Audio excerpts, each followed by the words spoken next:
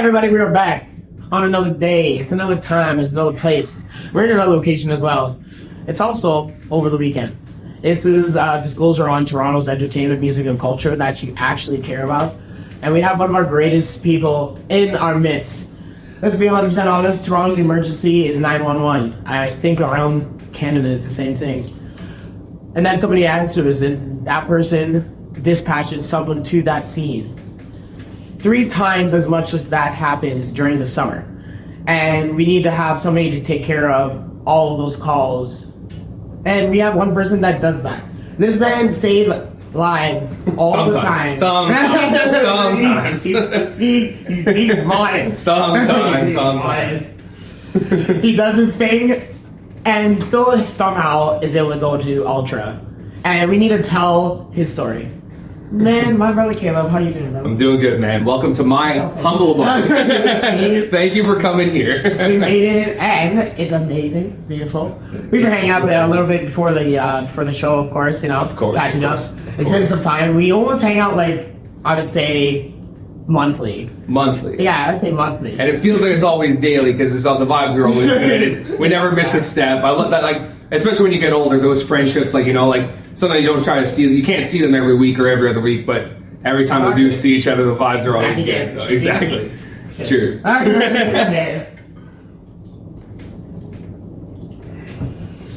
So nobody knows our story, but we know, everybody knows what our story of how we met is. Oh. Like, if you can break it down and like. Break it down from the start? Yeah, start back like when I was 13 to start? Exactly. Oh my god. Let's go from there and let's just go through it. Let's roll right through it. Well, obviously, I was about 13 years old, living in Northern Ontario, which is a little town called Iroquois Falls, about 8 hours north of here. Absolutely jack all to do there. There's nothing to do. So I played video games. I always played video games, like most of my, childhood and adolescent life, and still into my adult years. And when I was 13, I got my first Xbox. And for most of you that probably know him, his name's Kyle McCutcheon, was one of my first friends ever on Xbox. And he was probably about 2 years older than me. But man, we'd game like way too much together. Like we're just like always just gaming, like Call of Duty, all this stuff, just spending more of our time on playing Xbox than out in the sun. So, we became really good friends, and then I was about 19 or whatever, so he was like 21. He said, dude, like, why don't you come down to Oshawa, we'll hang out, we'll go out, we'll drink, I'll introduce you to a bunch of my friends. I was like, oh man, like, where's Oshawa? And he's like, it's basically Toronto. Well, we all know that's absolutely bullshit. Oshawa is basically Toronto, he says. No, so I was like, yeah, man, sure. So I just like packed up my freaking Chevy Cavalier. I was like, yo, I'm just gonna tell my parents peas. I'm just gonna go down to Oshawa for the weekend, and got there, and obviously met Kyle for the first time. I met Shamar, his roommate, obviously your brother, and and then we kind of like we went out. I can't remember who else was there, like other than you, Shamar, me, Kyle. Oh. I think Tim was there probably, and we just had. Oh man, and we just had the best time, man. It was such a vibe. Honestly, you guys are just a great bunch of people, and actually wouldn't even be here in Toronto without you guys. So that's kind of cool. That's kind of cool as well. So we wouldn't be having this podcast if it wasn't for like Kyle and that whole process, and yeah. Like, where the hell is this guy now? We don't even. Well, actually, Nova Scotia doing his thing. However, we decided to come here. We stayed here. We're all like bestest of friends now. And it's crazy to say that gaming kind of was 100%. Even with like work, dude, it's just like I do all this stuff for work, and I met all these great people. And as you mentioned, I go to Ultra and all these amazing festivals. I've made so many great connections because of Kyle McCutcheon, man. Because of Kyle McCutcheon, man. It's just the way it is. Thank you, God. Thank you, God. Yeah, after all that, we decided to, come together and we do all the great things that we'd like to do together. Yeah. I mean, like, the question really, truly would be, what do we do now? What do you do now? What do we do now? That's a great question. I feel that we're doing it, man. I feel like we kind of live our lives the best that we can. And I think for me, like, I've done a lot of festivals over the past couple of years, but really want to get back into traveling, man. Not only just for a festival. A lot of my traveling is surrounded by festivals, and I love doing it. But man, I like would love to go to like Japan. I'd love to go to like seeing many places in Europe and stuff like that. And honestly, man, like I got a house, worked hard to get that. It's out in Hamilton that I rent, and like I feel like I'm making good moves. And I think just the next step is just continue making those good moves, see the world, and Absolutely. go on from there, man. A lot of people always say like, oh bro, like maybe I shouldn't go to the city, maybe it's too big, maybe it's too hard. But then once you get here, I guess you can say figure it out. Yeah. That's what makes it 100%. Man. I think just like the opportunities, like I said, come from a small town in Northern Ontario. There wasn't a lot to do, man. Either you were drinking, doing drugs, getting into trouble. Like there wasn't a lot of avenues. There wasn't a lot of things. Like I remember most of my Fridays and Saturdays, we would just drive around our home, like my hometown. Yeah. It takes 8 minutes to do a lap. We just call them loser laps. We're just doing that, and then hang out at like Tim Hortons, man, on a Friday or Saturday. I mean, sure, maybe we weren't getting into like whatever bad shit, but it's no way to grow up, man. So it was all right, but I knew I needed a little bit more. I needed a little bit something different. So I was a paramedic up in Timmins for a year, and I was just like not really doing much. So I said, fuck it, I'm just gonna go to Toronto, and then that's why I was able to even be here, because stay on McCutcheon's couch and your brother's couch, right, for a couple months. Yeah. Right, I would do the whole I would do the whole commute all the way back. Yeah, Oshawa to Toronto just to do all that stuff. And like I said, like if it wasn't for meeting Kyle, like all those years ago, I wouldn't have been able to do that. Right, I wouldn't have worked here. I wouldn't even be here, man. So like I said, I owe a lot to you guys. Yeah. Was like the schooling, I guess, like troubling? Was it hard? Was it tasking? I'll tell you, it's tasking and it's hard if you don't try. Like you got to put a little bit of effort. It's important work, man. So, yeah. But if you don't put the effort in, and you waste most of your time, then yeah, it'll be taxing. But if you buckle down and work hard, and you can do it. It's not impossible to do. It's very possible. How is this? Do you think I can do it? Because I say I do some things, like I say I do it, but then sometimes honestly, I think no bullshit. I think you could, like, I don't know. I don't even really know how you are on like the song, like educational level. Like people are either book smart or they're street smarts, right? And that's like, it helps a lot in this job, because like it's nice when you have a little bit of a mix of both. Some people only have one or the other and they still do fine. But you're the type of guy that you have such good street smarts and you're such good people skills and stuff like that. Like you can iron out the skills that you need pretty easily. But like a lot of the difficulty with this job, you have to talk to people, man. You have to talk to a lot of different people, like different backgrounds, different races, different traumas, like there's so many. This city is so diverse and so many different people. So you can't come at everyone the same way. You've got to learn to adapt. And I feel like you're that type of guy that can adapt, that can like, you can have I can throw you in a room with 20 random people, and by the end of it, you'll have 20 new friends. So it's not that you're trying to make the patients your friend, but I think you can go into a situation, make sure that they're okay, reassure them. A lot of this job is like reassuring people that they're going to be okay, right? It's the worst day of their lives sometimes, and you just got to reassure them that even though it's the worst day, it may not be the worst thing that's going on, and we're going to do it together. I think you can do that. So yeah, I think you can do the job. See, that sounds nice. I think I could save one person at the least. That's the goal, man. That's the goal. If I make one person's day better, it's a good day. It's a good day. Does the actual does the weather actually change the outcome, I guess, of the calls? Buddy, like, full moons?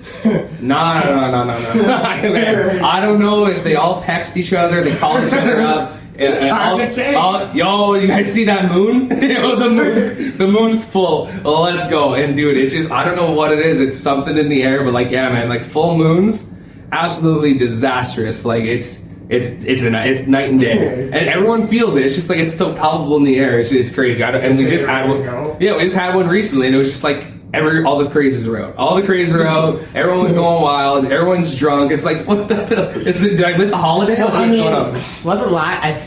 technically last weekend was Canada Day weekend. I'm pretty sure. So I guess that's probably why everybody was like, yeah. Oh man, lucky for me, there are certain times in this city that I like GTFO. I know when to leave, and I'm like, I did not want to be working this day. Yeah, Canada Day was one of them. I was like, man, like they had called for overtime. Like we are so short staffed, but they called for overtime like 6 times or 7 times for like Canada Day, and that's a stat like that. You're getting paid more to do it. So if they can't fill that day, you know that there's not a lot of people. Yeah. So you're just like, I don't want to be here. Toronto, when Toronto won the championship, I was gone. I was like, the last thing I want to do is be working that weekend. I was like, no, get me out of here. People on scaffoldings, just dancing on buses. Dude, we had stories of like, so one of my buddies, real good buddies, he was trying to just get across university for a really like serious call, and he couldn't. Like there were just, it was so dense of people like in the streets, couldn't get through. Like going from west to east or east to west was near impossible. And there were some pretty like bad things that kind of resulted in that, like unfortunately. But yeah, it was just like trying to just get across the city that day was a nightmare. Yeah, see? Yeah. Maybe we need to change how like a paramedic guy in the trade or something. Oh man, yeah. Like the whole pack, but like a backpack, kind of like Death Stranding. We try, dude. We try to put them. You try to know where things are going to happen, but you never can't predict. You can't predict You can't predict. Exactly. You do your best. Like we'll be somewhere, and they're like, okay, we need you to go over here because like there's priority stations in the city that you need to cover more than others. And they're like, okay, we need you to go here. It's like, it's just, there's more of a chance to get a call. And then you'll literally get to that spot and then a call will drop where you just came from. You're like, oh, well, you can't predict it. But they tried it and it's a failure. Kind of like a, I guess it does sound like a distress beacon, obviously. Yeah, the beacons are lit, yeah. In the city, the beacons are always lit. We always need help. Man, we got like Peel doing calls, York doing calls, Durham, like they're all doing our calls because we're just, wow, man. Oh, we're getting beat. North, south, east, anyways. Oh, we're getting beat. Yeah. Okay, well, then we need all these people to come in, man.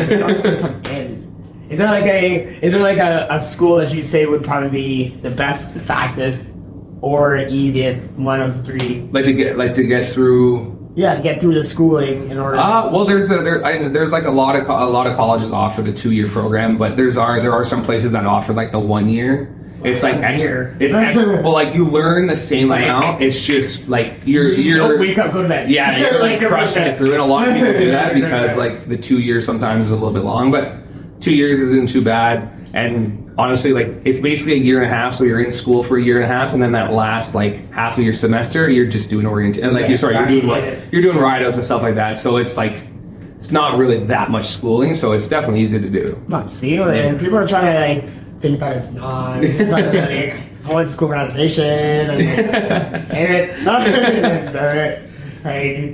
is what it is. When it's done though, like when the work is done though. We do have a lot of people coming in, and we get a lot of new hires, which is nice, but we do lose a lot in this city as well, unfortunately, like just to other services and stuff like that. The city doesn't have too great of a track record, like trying to keep people. They do their best, but like it's tough, man. It's a tough environment. Like we get a lot of shit. Like it's just pounding, like constant like calls. So a lot of that stress people can't handle. They want a little bit slower, right? So then they just go to other parts. Yeah, nobody wants to do that for free, like lack of better words. So, same job somewhere else, but easier, a little easier. I did see like one. Well, I listened to a few other podcasts here and there, and I heard a story about one guy that went from being EMS paramedic, and then he went to America to like teach, and then he started flying a helicopter to help people out, like on the ground, basically. And he's like, yeah, I did all these things just because I just wanted to do the same thing, but also different. Yeah. Like, is that a thing that like Ray likes to do, or is that? Some people like to just stay, right? They're happy just doing the same. Like, there's 3 levels of paramedics. There's like the primary care, which is I am, right? It's 2 years. You start off, you got, a certain skill set, certain amount of skills. And then if you go back to school for another year, you're in advanced care. You get a handful or more skills, more abilities and whatever like that. And then there's like a level 3, which is so much schooling, like you're practically a doctor at that point. Like you're not, but like it's almost like 7 to 8 years of schooling or something like that. It's a long time, and you see them majority on like the helicopters. Like there's like you get like people like me on the helicopters as well, but they're like not as serious. But like CCPs are like high acuity in the inner hospital transfers, like any people that are in like ICU state, like they got tubes and all these drugs running. Those higher level people will do it, but even in like Toronto, like paramedic itself, like there's so much room for like movement, and there's a lot of us that like to do other things. Like there's the FTO, so you can be like like I said, when you do the first year and a half of schooling is in class, the other one you're out and about with an FTO. So once you're a paramedic here, you can be that FTO that other like college kids or new recruits will teach with. There's also like a bunch of like ETF, like emergency task force, like you're with like the police when they do breaches and like the search warrants, and so like that's like a lot of people like in there. Yeah, like some like they're doing like a search warrant or something like that, and there's like you're there for the police, like in case they get hurt. You're there. Oh, so you're not there for the. No. You're there for the like if they're breaching with like a person on the other side with a hostage and they have a firearm, right? And if a cop gets shot, you're there for that officer, right? Yeah. And that's what you're there for. Initially, you're also there to help the other people, but you're there. But you're like on fire scenes, like we're there for the patients, but we're also there for the firefighters, right? In case that firefighter gets hurt. You know what I mean? Yeah. But yeah, there's also other teams like I said, ETF. There's like our Marine unit. There's the current thing like there's like it's not riot squad. I can't remember it's like public service unit or whatever. So it's like whenever there's like riots or anything like that, like you're on that line, right? So there's plenty of other avenues to go through, and I think that's what's great about especially here is that there's other things that you can do. So if you want to be that type of person, it's there for you. Or if you want to just keep doing what you're doing, like level 1 the whole way, you can nicely skate through it and just, you're chilling. You have to just be like freaking helicopter guy, like exactly. jumping down. Like, Exactly. You want to chill here and doing it. Exactly. I would never touch Ontario water. I ain't got that. No, Lake Ontario, stay the hell away. No, stay the hell away. I have one buddy, John. This guy has an app. Whenever we go to any type of body, let me test it real quick. Let me tell you if it's blocked or not. All right, boys, we're jumping in or we're going home. We're good. We're not good. I'm good. Man. What do you do? Like, what do you do when it comes to like post work? Like after you just freaking got off work. Like that one guy had a gunshot in his leg, and he was like, "Bro, I'm gonna die," even though he knew he was fine. Yeah. And he stretched you out the whole day, I guess, or probably like just as in like, I need help right now. Yeah. When you need help right now for sure, but it's whatever. Man. Yeah. What do you do? Me, man, if I'm off, like it's depending on like winter, summer, whatever it is. Like usually I'll just come home. First thing I do, take a shower, decompress, like get in there, get everything done, just like. Think about the day. When I used to work with my buddy who was a paramedic as well, like he was really blessed because like I can come back and like he knew the second I walked through the door if I had a bad day, and it's just like and he's like, all right, let's talk, like bring a drink, let's talk about it, like what happened. So that was nice. So I can always call on people like if I have a bad day and I'm like, man, I just really into like. And that's, I think, the most important thing is that like when I first started this job, I kind of kept everything in. And I was like, oh, I'm a tough guy, like. Don't talk about it, it's fine, push it aside. But man, like anxiety starts creeping in, PTSD is a big relevant thing in our job, right? So you gotta be careful with that. So I'm happy that I kind of got to that point in my life that I'm okay to talk about things like friends, family, coworkers. Like I have a lot of like great people around me that I know that I can confide in. So like first thing, like I said, if I have a bad shift, I'll call up a friend, call up a coworker, call up my mom, my dad, everyone's supportive and be like, I just got to get this off. I just got to get this off my chest. This pissed me off, this whatever. It was a crazy time today. Yeah, and the good thing is that the partner that you work with every day, like sometimes it's the same person, right? Sometimes it's a random stranger or sometimes it's your best friend. And, you know, throughout that shift, you're going through it, like it's almost like you're going to war. You're going to battle together, especially here in the city. You're going to battle, right? You're going to war. And it's nice to have someone with you that you like, that you can like unload all these stresses on and be like, yo, that really pissed me off, this call did. And like they're there with you, right? We also have good supervisors and stuff like that also are there. So yeah, call someone, take a good shower, decompress that way. I play video games, obviously, like I said. Yeah, I love video games. Do that shit. And honestly, yeah, man. And then honestly, if it's try to go to the gym. Honestly, I've learned, I've recently lost like a lot of weight. Well, not recently, it's been a few years, but I've kind of maintained a good weight that I'm very proud of. And it's like, it's hard to say that, man, going to the gym is just not one of like it relieves stress. Sometimes I just hate being there, but I feel so much better after it. So just kind of staying in the gym, like I said, going outside if it's a beautiful day, man, taking advantage of that. Because if you stay inside and you don't go out, like COVID was really bad for a lot of people, like a lot of their mental health and stuff like that. And I was one of those people, man. I was in the freaking, I was in my room like the majority of my time. And I'm just like, man, I'm fucking depressed. Like, holy shit. Yeah, I am fucking depressed. And it's like, and a lot of like, and then seasonal depression hits, and it's rough, man. So trying to get out there, hang out with friends, like, work out, exercise, like those are the main things I do, especially if I have a bad day. I do it if I have a good day, but on those bad days, it's more important, right? Because you just had a bad day, you need to stick to those things that will make you feel better, right? You're not feeling good today, but by doing those things today, you'll feel better tomorrow. So. Do you do a sauna? We got a sauna in the building, bro. We got a sauna in the building. Most important part. Buddy, like the sauna is either before or afterward. I think it's like change needs to be done. Oh yeah, man. The place, I just, you sit down, you relax, and then you just, and for me anyways, what I think is the words, what made you frustrated today? I'm trying to get that what pissed me off today? Just think about it not even think about it for a second actually, just let it kind of go by. For sure. Mindfulness style, so you can kind of just, grasp that. That way the next time if something like that happens, or a situation that makes you like, in that spot you can think, well, at least me and I can think.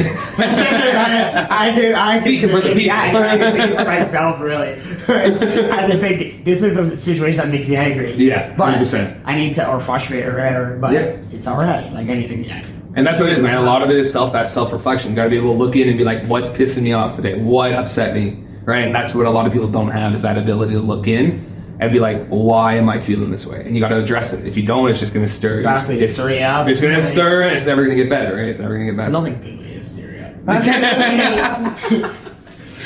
up. We had one of our friends, her name is Kayla, and she asked the question is, what is your work superpower? I wanted to save this one because it sounded like it needed to be asked. Yeah. But I wasn't too sure. My work superpower, honestly, like, I kind of already touched on it with you, but like, I don't know, it would be like just like my ability, like, almost like a verbal ninja, man. I don't know what it is, like, I can walk into any situation, even in my like personal life, but especially at work, I will walk into a situation and kind of feel the vibe out and know exactly what I need to say to this person, right? I can usually get onto their level really quickly, and it's, for some people, like some paramedics are very antisocial people, right? It's tough for them sometimes, which is weird because it's such a job that you need to talk to people, and like sometimes they're very like, what's wrong? So what's wrong? Exactly, right?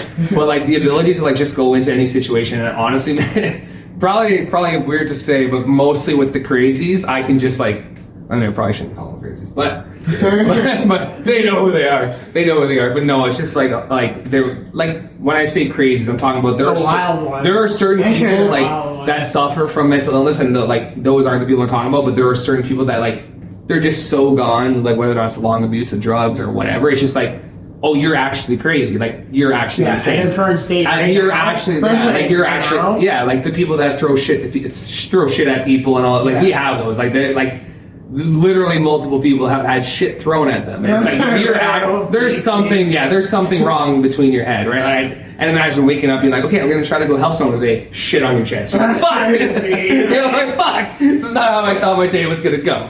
But no, honestly, just that ability to like talk to anyone, and I feel like I can level with a lot of people and like kind of get them to like calm the hell down, or what do you need, and like even as far to say as when something bad, like. The worst thing is if someone's loved one passes away, right? Or someone like they die or whatever. Yeah. Like that ability to be able to talk to that person, like you gotta have that empathy. You gotta have it, right? You have to be able to sit there and be like, but you gotta do it without getting too close, right? So I do think if I had any type of superpower, it would definitely be like just like being a verbal ninja, man. I think my words just be sliced. I find my way through. I find my way through everything. So yeah. It's amazing to be able to at least be able to just talk, or to be able to allow the conversation to flow. Basically. Yeah, 100%. Because again, there's some people that just want to do this, but and just not talk to anybody. Exactly, they do, man. They like sometimes they're your partners, and you try to like encourage them to whatever, but it's just like, oh hi, and it's just like you can just see like the patient isn't like receiving it well either, right? And you got to be able to adapt. Like I said, like if you're talking a certain way.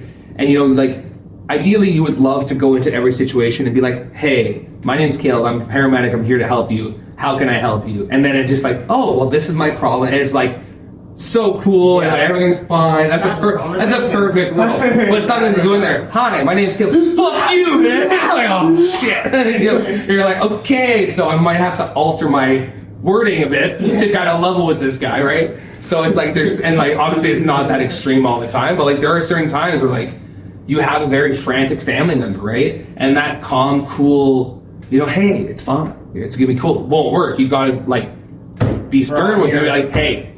Like, I need to focus on your family member here. You freaking out and acting like not calm is making the situation worse. Like the way that you're acting is making the patient stressed out. And man, stress is like a big thing. And like if they're excited and upset and whatever, how do you think the patient feels when they see that? They already know that there's something wrong with them. Now they're worried about their family member freaking out. Yeah. So sometimes like you gotta be like that.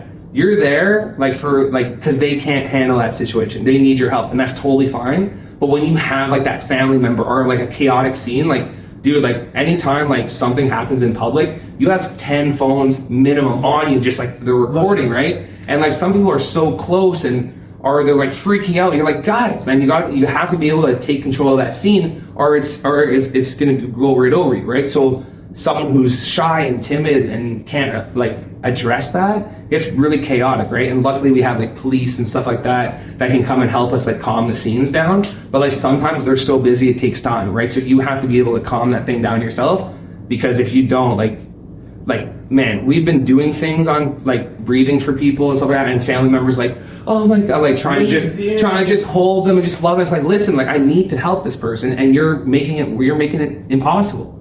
So like, get away, right? I'm sorry, like I know you love this person, but I'm trying to save that person that you love, and the way you're acting isn't helping, right? So I was going to actually say, it kind of brought my attention to a very good question.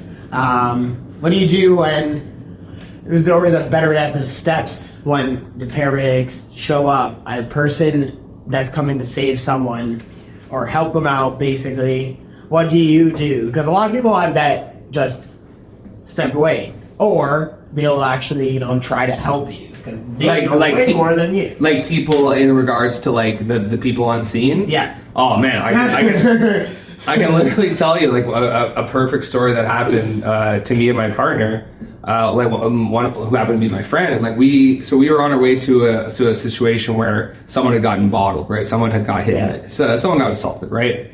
So we showed up on scene, and the patient was nowhere to be found, and my partner's like, okay, well, we were talking to like the people on scene. They're like, oh, he's just in the washroom, like fixing himself up. So we're just like, okay, cool. And then the guy walks out. So my partner just says, hey, can you take him into the back, get his vitals going, just see what's going on. And I'm just going to talk to these people and see what happened, right? Yes. So usually you try to narrow in on a few people that you think can like help out in the situation, because sometimes if you start asking like a bunch of people, it's a nightmare. You just like, okay, what happened, right? So basically she was talking to one of the guys, and I guess this super drunk dude who happened to be friends, like they were all friends with this guy, just like tried to interject himself into the conversation. It's like, oh, I know what happened. And she's like, okay, well, what happened? And obviously as a drunk person, he wasn't making any sense. So she was like, okay, well, I'm only trying to find out what happened tonight, right? And just like, he was not being of any help. So you realize, okay, this guy's not going to help me. Let me go back to the other guy who could have helped me. Yeah. So all of a sudden I'm in the back and I hear people yelling, and I'm like, what the hell, who's yelling? Like, why are we yelling here? I thought we were all friends, and what's going on? So I step out and I see this guy in my partner's face, right? And I'm like, okay, like that's weird. So I go out and I'm like, well, what's the situation? And then he starts cursing at me, and I'm like, okay, what's going on? So the way that my friend tells it is that she was just saying like, hey, you're not really being much help right now. Like I need to focus on what happened tonight. Can your friend explain it to me?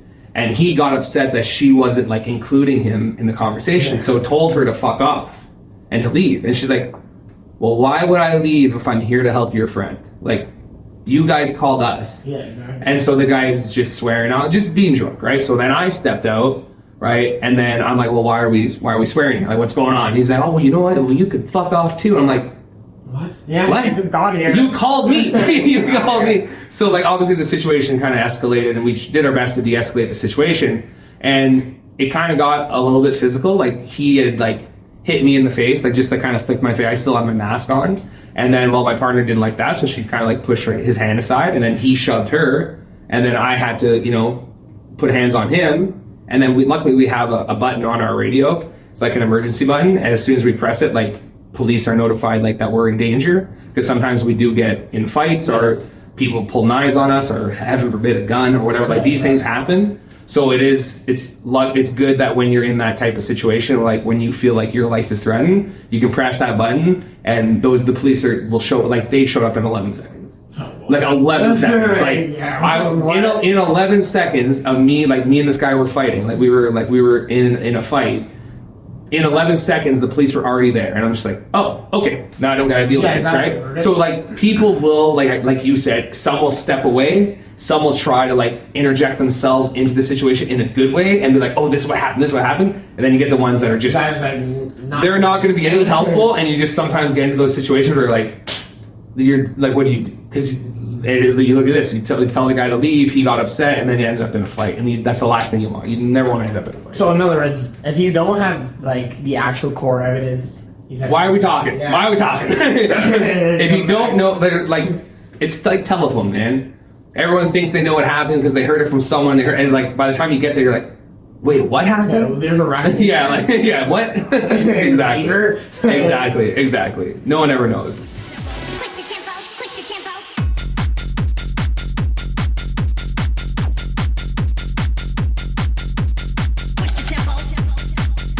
I want to be real quick because we have like so much things we can speak about, like topics. But I have two things that make it real simple. Two things I really love to see you see. Okay. like your eyeballs see basically. Oh no. It's actually just two photos. One photo is actually still from a video. But the first one is essentially what you've already seen earlier. Yeah. So we have essentially, everybody already can see it. You can see the photo of you in complete disgust, but shock, disgust, contemplation. Okay, what are you seeing? Because this is explaining background. You need to tell us more about what's going on. Yeah, kind of the backstory on this. So we usually work 12-hour shifts, right? 7 to 7 or 9 to 9, 11 to 11. So sometimes if you're, at 6:50 and you get that last call, it'll push you into overtime, and no one really wants that. You want to go home on time, right? So what we do is we usually try to like come in a little bit early for each other. So that's what had happened. I'd come in early to relieve the night guy. I said, yeah, man, go home. And the second I told him to go home, a call drops, and you're like, shit. But you're like, you're there to relieve them. It can't be that bad, right? Because all of them start by sounding the same. So it goes off through the station, and just like beep, beep, beep, beep, beep, beep, beep, says your truck number, and then like the severity of the call. So we do Alpha, Bravo, Delta, Charlie, Delta. So Alpha is like low priority, Bravo is like meh, Charlie's like, okay, getting serious, Delta's like, okay, it's life or death, and then Echo is like, they're dead or gone. So Alpha, Bravo, Charlie, Delta, Echo. That's our like severity system. So the severity was level Delta. So I'm like, damn it. And then the next thing they said was Delta pregnancy. I'm like, shit. I'm like, god damn it. That's the one thing like I don't like to deal with kids, man. Kids like love them to death, but like they're just so complex in their own way, and especially pregnancies. Like so much can go wrong. And like you're trained to do it. It's just like you don't ever want to be in like a bad situation where like you get a breach or like. So breach just mean like, either like sometimes they're facing the wrong direction, the cords, like there's just like a foot sticking out. Like sometimes, sometimes like it doesn't go as planned. You want it to go as planned, but sometimes it doesn't. So when especially it was my first time ever doing it, I was like, oh, please, for the love of God, just be easy. Don't be difficult. So we showed up on scene, and man, when I walked up those stairs and like full on, I was just looking straight into this bathroom. And there, sure as shit, was a girl on the ground with her legs open, and the baby's head is like just to say sticking out, and you're like, oh well, fuck. Because like usually you'd like to either get them to the hospital or like you want to get them to the hospital. You really want to do that there because it's just like sometimes, like I said, things can go wrong. And it was kind of annoying because I looked at this bathroom, man, and like by the time, like I would step foot in the bathroom and like that was it. Like you saw her on the ground facing me. There was like like the sink here and then like a tub here. There was no space. Yeah. So when I asked her, I was like, oh, like what was the process of how we got here? She's like, oh, well, I was in my master bedroom and I look over and this bed, like this room is huge. Baby. So much space. So she's like, yeah. And so I started to feel like the baby was coming. So I decided in my infinite wisdom to come to this very small area. And I'm like, okay, no problem. So I mean, it's a bathroom. It's a bathroom, but it was a very small bathroom. Like I could barely, like she was barely fitting in there, let alone me. I was, like if you look at the picture, I was almost 300 pounds. 300 pounds, so like this is not a great bathroom.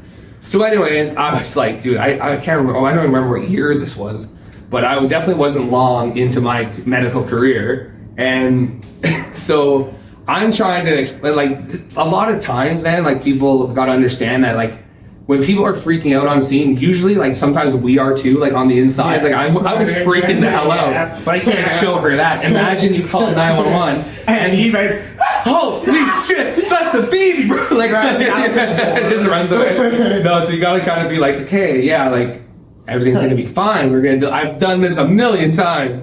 No chance. So I was trying to just going over through the explanation of what's going to happen. And like I said, usually with enough space, you'd have your partner beside you. We can get some blankets underneath. We could set up our OB kit, which is like, heaven forbid something went wrong. Or like just during the pregnancy, these are tools that help me. Like there's clamps, there's like a suction thing. Lord knows, Lord, if I have to like suction the baby, right? Because sometimes they don't come out breathing, right?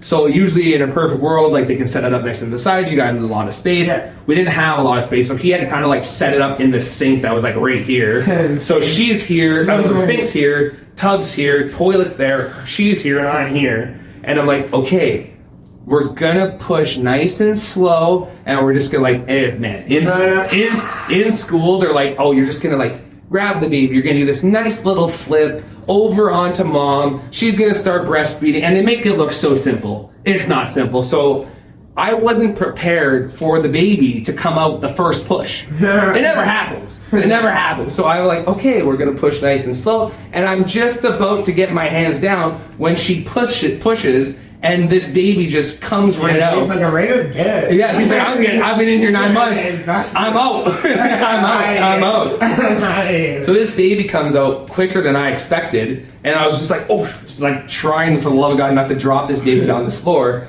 And then I'm trying to do this gracious flip that they did in school, and it just did not look as cool as they did doing it. But the baby got to mom and started breastfeeding, and everything was fine. And I had stood up, and I'm just like shaking. Like all that adrenaline, I was just shaking. And my partner's like, are you good? I'm like, I think so. I don't know. So go through the whole process, you know, cutting the cord and all that stuff. And then I just hear, is it over? And I'm like, who the fuck said that? Like, it didn't come from behind. It came from inside the bathroom. And I'm like, who the fuck said that? It wasn't the baby. It was a male's voice. And I hear, is it over? And then the shower curtain just pulls aside. And I'm like, what? It was the husband in the bathtub. And I'm like, didn't say a word the whole time, the whole procedure. And I'm like, what are you doing in the bathtub? He's like, splash zone. And I look down, I'm being covered in all these like fluids and stuff like that. I'm like, makes sense. Oh, I see why he knows. This is my third one. Yeah, he knew. So yeah, so I just like, the reason for this photo is I had just gotten back to the truck, and thankfully it all went swimmingly. Like it was all easy, like when I say easy, like births are never easy, but this just went perfect. Like didn't have to worry about anything. Baby started crying immediately, which is ultimately what you want. You just want a dad to start crying. So luckily they had their midwife show up after, so they were going to care for the baby there. They didn't need to go to the hospital. Usually they don't, which if it's a healthy, like people do home births all the time, right? So it was a great birth. Everything went fine. They had their midwife there. So I had just gotten into the truck, and my buddy looked at me as I was taking this photo, because I was just so disgusted. I was like, I gotta gram this or something. I gotta take a picture. Because I can look back on this and be like, I remember that moment. Exactly. I just didn't think you'd show me this picture now. And here we are. I thought it would just be my self-reflection of like, yeah, I remember that time. I didn't think it would come back to me. Well, buddy, I have even more wilder story, and I also like this. No. I like this story. It is completely different from everything else that we've talked about all day. Yeah. But it's a story that still with me was like, I like this. I like what happens. I like where we're going. It's more about just a photo of you and. Oh man. I was like, perfect screenshot. Guy takes a still. I swear there were better stills to take of this moment. Absolutely, but this is the one that I needed. Yeah. Okay. So, my parents, amazing people, love them to death. Like, just like two great parents, and like honestly, I count myself so lucky to have them, and you know, just always pushing me to be my better self and stuff like that. And obviously, in the photo here's my mom, and we had just got back. I was just in Mexico for kind of just like every year. Like my parents are retired now, but they try to travel at least once a year to somewhere. You know, they're in their retirement and enjoy their retirement, right? And my mom decided over the past couple of years she is deathly scared of heights. Deathly scared. She hates heights, but like. She's like, you like realized it. Like fear of falling and just the height. Like she has it all. Like some people have one or the other. She's just terrified of heights, right? So, like I said, for some reason over the past couple of years, she just wanted to like try to face her fears.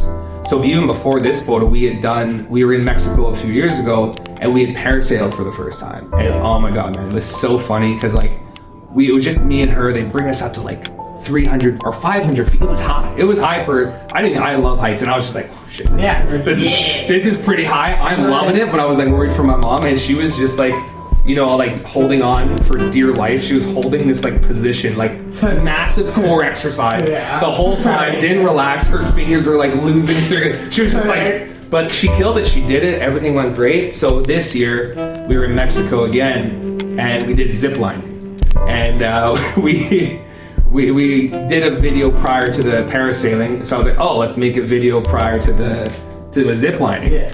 And what we didn't know is that not only is it zip lining, but it's also rappelling. And if I would have known, if I would have known that you were going to show this, I would have given you the video of her rappelling. Because so you got to understand, this woman, bless her soul, like prepares herself mentally. She's like, okay, we're going to zip line, we're going to just do this. Go up this, it's gonna be done. It's gonna be fine, right? She has a great time doing it, but she has a set plan. This is what we're gonna do. There's 5. I think it was like. Like we're getting on the phone. We're getting on video. There was like 5 zip lines or something like that. So, anyways, she's like, okay, we're gonna do these 5 minutes over, and then during the introduction, they were talking about like a rappel. She's like, well, Caleb, what's a? She's like, not like off a cliff, right? And so like the guy's like, we're gonna rappel off a mountain, and I was like, well, yes, exactly, actually. That's exactly what it is. That's exactly what it is. So she had looked at me like fearful, like she was like, I don't know if I can do that. I was like, let's just get there. We'll see what happens. So we do the zip line. She kills it. She screams the whole way. Yeah. But she's terrified, but she's enjoying not only doing it, but doing it with like doing this activity with like together, right? Yeah. It's been our thing. And so we do all the zip lines, and we walk around this rickety bridge, and we get to this spot, and man, I went first. And like there was I think a group of like 20 or something like that. So I just went first, and I looked down, man, and I was like, there's no fucking way this woman's gonna do this. Like there's no way. I love this shit, and I was like, okay, that's kind of high, and I'm like, I'm gonna do it because I love this shit, but I was like, there's no way this woman is gonna like, she's secured in on a zip line, and she had like the whole safety. They had a safety introduction. It was all good. This was like, okay, you do this, you just let yourself down, we throw you off this cliff. She's like, what? Yeah. And so I do it, and just, dude, oh my god, this video is so funny. She just sits there and she's like, I can't. I was like, yes you can. And she, eventually, I'm like, I had done it. I'm screaming up at her like, you can do this. It's okay. And she kept like trying to talk to me, but by talking to me, she was looking down at me. I'm like, don't look down, just listen to what I'm saying. Yeah. And she kept like looking down. I was like, you're making it worse. Exactly. You know what I mean? Like, just by watching. Exactly. Like just by like keep looking down, it's making it so much worse. So she eventually did it, bless her soul, and we did the whole thing, and we had such a great day. But yeah, so we've done parasailing, we've done zip lining, and now she was like, well, now we got to figure out what next to do. And I suggested skydiving, but she reassured me under no circumstances is she jumping out of a fucking plane. she's like, that's not happening. I'm trying to convince her to do like a hot air balloon. So she's pretty terrified of that. Like you gotta remember, she's terrified of heights. Exactly. So this little rickety basket with a balloon isn't really reassuring to her, right? So we're trying to do that. I'm not sure what else we can do, like height wise. But yeah, she's trying to. Yeah, maybe. Yeah, she's trying to conquer her fear. So yeah, that's good for her. That's the best one I would say myself. I want to kind of do the skywalk because I want the photo to say I've done it. Yeah, I've already like gone up to see it, kind of like done the stairs. Whatever the stair walk is, but that's inside. Like, and you're walking inside. Exactly. Yeah, I would definitely do the skywalk. I would do the skywalk. As you were using the bathroom, you said that there was a missing portion of the zip lining story you need to include. So I just confirmed that I can get, hopefully I can get it tomorrow. I can get that video proof of her having a lovely time going down that zip line. But it was pretty funny. So like I said, I was already at the bottom and I was trying to coach her down from the top. It wasn't going well. And she had actually come out on the edge. Like she went out, went in, went out, went in a few times before she actually committed to going down. And when she came down, she was obviously super emotional, like obviously terrified. But when she was coming down, there was also like a 10-year-old on, so there was two at a time, right? So there was her and then a 10-year-old. The 10-year-old was killing it. So my mom's like, okay, well, if a 10, because when we were parasailing, there was a little kid on the boat and he had done it before her. And she's like, what? She's like, well, fuck, if this 10-year-old can do it, I can do it, right? So it was almost like a similar situation where the kid was going down. She's like, okay, well, I can't let this kid like make a fool of me. So she started going down as well. But actually, what my mom had told me is that when she was up there, the kid was like super excited, like ready to go, having a great time. But because my mom was panicking so much, the kid started to cry. The kid started crying and she didn't want to do it anymore. So my mom felt bad and then was trying to reassure her that it was okay. Even though my mom was terrified. But no, the little kid was like, okay, maybe this psycho, this crazy lady's got something going on. And like, you gotta remember, I was the first one down, so it was a group of like, I can't remember, like 20 or whatever people. So there's still like 20 people up there, or 18 people up there trying to like encourage my mom to go over. And then finally, because this 10-year-old girl went over the edge, she's like, well, fuck, I gotta go. So she made it down. Yeah, she made it down. And she figured it out. She figured it out, yeah. And sometimes I don't experience like fear of heights, but I think sometimes I do experience vertigo for sure. Mm-hmm. Where I'm like, whoa, I should not be like at this point. I should not be like this high right now. Yeah, kind of deal. I remember doing a virtual reality at one. I think it was actually at a kid Hayden's place actually, where he was like, "Sell it on, you're gonna shout out the place." I know, shout out. Like, I'm pretty sure the moment I put it on, I was like, I looked around, and I was like, that's a whole different, that's a whole different animal, man. I couldn't imagine. Man. Could not imagine. Man. There was one where they put the VR headset on. It's like just like you walk the plank. Your sole objective is to walk this like 6-foot plank. That just it's just like it's over like a 300-foot drop. Like it makes no sense. It's just to see if you can walk over the bed, walk off the ledge or not. And you're safe. You know you're in your house, but you're still like. It's crazy how the mind works, man. It's crazy. But at this point, essentially, I think we had enough time for maybe one more story, or crazy thing that happened in the world. My question would be, do you have a one that resonates that comes to your mind right off the bat? Yeah, like I think so. I think you had. I mean, music. Well, you had mentioned you had mentioned before we had started. Like some of the like just a couple things you wanted to know, and you had mentioned you were like, is it hard to kind of keep your hat aside? Like, I do go to all these shows and stuff like that. So is it tough to kind of always be that person to help people, because like there are times when I'm drinking or I'm smoking, like I'm like under the influence, and it's like, well, technically I'm supposed to help. I'm like almost legally obligated to help people. Like if I'm driving by an accident and I don't stop, and like let's just say in a weird world someone finds out that I didn't stop, like I could get in shit. Like, I can like, because it's being a paramedic. Actually, even if you're first aid certified or CPR certified, there's an emergency and you don't help, like you are like, there's like a law in Canada, which is like the law to help, or I can't remember exactly what it is. That sounds like it. Yeah, it's just, it says that if you have the ability to help and you don't help, you can be held liable. It's very weird, but that's just Canada, right? Yeah.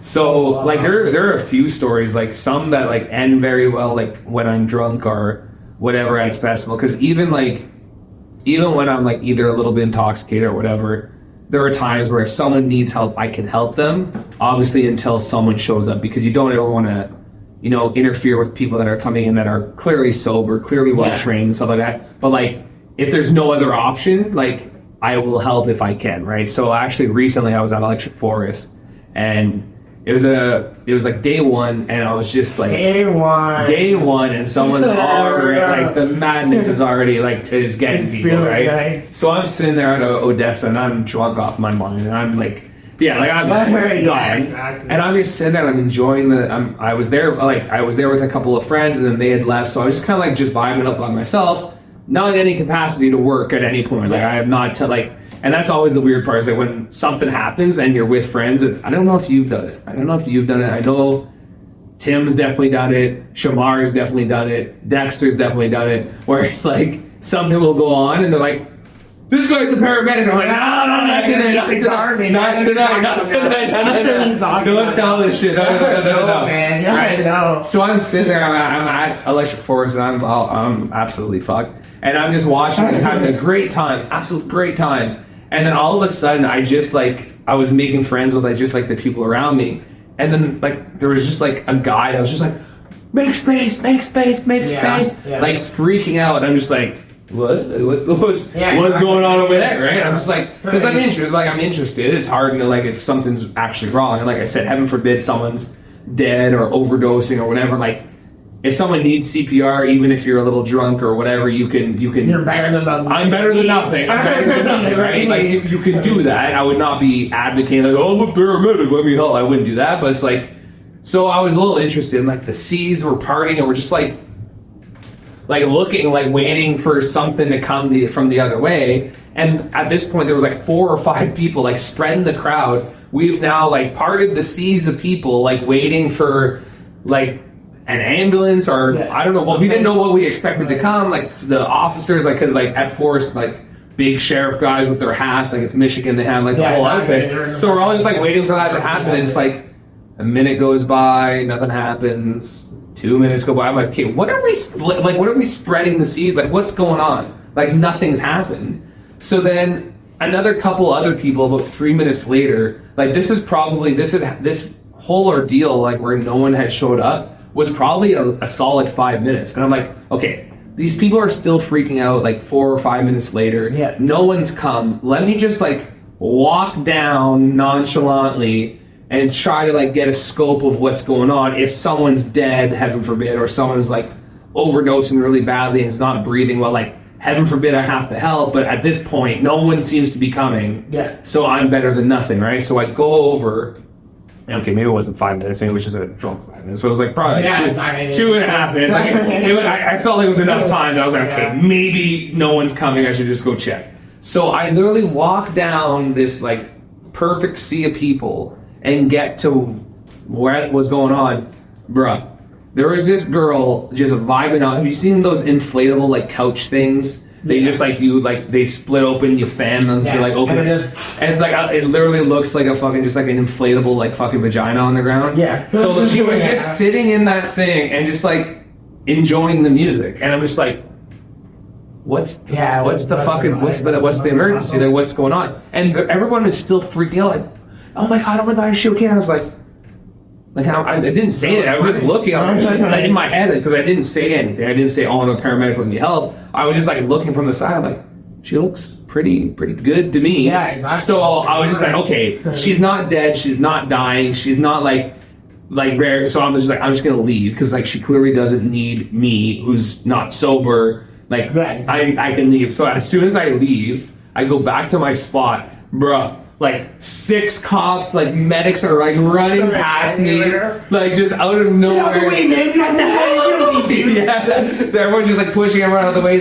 And I'm just like, I just see them walking this girl out. I'm like, well, that was a lot for nothing. Yeah. So I don't know what had happened prior. Maybe she wasn't responding. I don't know. But like when I went there, she was totally fine. And I was just like, it's a very hard line to like interject into a situation when you know you're under the influence, because you don't want to do something that will look bad on your service, look bad on yourself. So it's like whenever I'm in those situations, it's very hard to judge like when's a good time to help, when's not, right? And another perfect example was at Ilsanik last year. I don't remember if I told you, but I was like personally trying to go to the medic tent just because like it was so dusty. If I don't know if you remember how dusty it was. So like I just didn't have my inhaler. So as I was like making my way over to the medic tent, I see like a lady like full blown having a seizure on a seizure on the ground, and I'm like shit. Like I'm like I kind of gotta help a bit. Like Yeah. it's tough. Like I was obviously drinking. Hey, I was like obviously not sober. And I'm like you kind of gotta do something. But there was like a medical guy standing there, but they have like medics that are like trained like myself there, but they also have like private medical. So this guy wasn't like a paramedic by any means, but he was a medical guy, but he was just standing there. And this girl's like full blown having a seizure on the ground, like not protecting her airway. Like she's foaming at the mouth. I'm like we kind of need to like move her on. There's like little things to do. Like there's not much to do in a seizure, but except for like things that anybody can do, I guess you could say. Except for no. You want to protect that person, right? So I'm just like, okay, just go quick. So I go over, I'm like, hi, and I'm just like a parent. I'm just gonna like, so I roll her onto her side just to like, because she's like actively like not vomiting, but like she's foaming at the mouth, and she can aspirate and like choke on it and die, right? So I was just like moving her over to the side, and then her husband or boyfriend was there. I was like, oh, like, what did she take today? And she ever had? He's like, no, she's never had a seizure before. She's obviously drank a lot. She's taken a few other drugs, blah, blah, blah, blah. And I'm looking at the medic and I'm just like, or whoever he was, and I'm just like, dude, can we get like a stretcher here? Like we need like her to be like transported. Like she's having a first time seizure, which is very serious. And he just like didn't like seem to, not that he didn't care, he just didn't know what to do. So at this point I was like, okay, listen, man, I need you to like call whoever your boss is or whatever and like get a stretcher here or something. Because she needs to go to the hospital. And the guy's like, wait, she was like, dude, like if you're telling me that this is her first time seizure, she's never had one before, she's taken a lot of drugs together, she's drunk, whatever, like and then she finally comes out of it and she's like, oh no, I'm fine. I was like, but you literally were not responding to me for 3 minutes, which means you had a loss of consciousness. Like you weren't conscious. And she's like, okay. And like they were all like, forward. They're like, okay, let's get some help. And it took them, dude, I couldn't believe the failure of the medical part of Ilsanik. I could not imagine. Like there's even more stories about it, but like I was just, my original point was there were times where there are certain situations where you're like, I can help a little bit. I can help a little bit, but it's like I said, you will really want to be careful because there are certain situations where you're still intoxicated, you're still under the influence, and you're like, is what I provide going to benefit the patient, or am I just going to get in the way? Because remember how I said there's people that just always interject themselves in the situation, and you just don't want to be that person. You want to be able to provide something, but then as soon as those people that are sober and trained get there, you're like, okay, this is what I just did what I could, but I'm just like, I'm going to leave now. And that's usually what I try to do. So if a situation arises where I'm at a show, a festival, where someone looks a little bit too fucked up, but they're going to be okay, I'll let it slide. But if something is like, shit, they need help now, I'll do my best to help.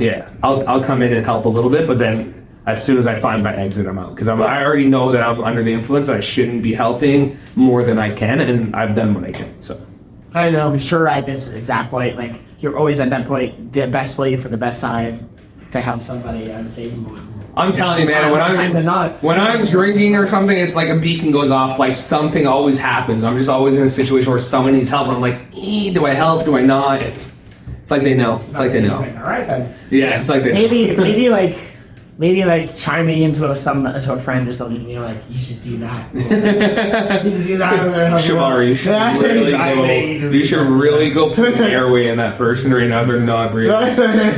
Shamar, listen. What do you mean? Just